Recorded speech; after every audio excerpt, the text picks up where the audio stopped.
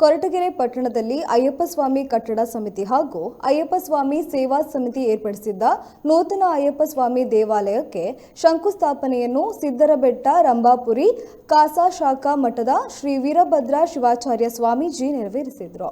ಕಾರ್ಯಕ್ರಮದಲ್ಲಿ ಅಯ್ಯಪ್ಪ ಸ್ವಾಮಿ ಕಟ್ಟಡ ಸಮಿತಿ ಅಧ್ಯಕ್ಷ ಬದ್ರಿಪ್ರಸಾದ್, ಅಯ್ಯಪ್ಪ ಸ್ವಾಮಿ ಸೇವಾ ಸಮಿತಿ ಅಧ್ಯಕ್ಷ ಶಿವಕುಮಾರ್, ನಿರ್ದೇಶಕರು ಸೇರಿದಂತೆ ಇನ್ನಿತರರು ಭಾಗವಹಿಸಿದರು.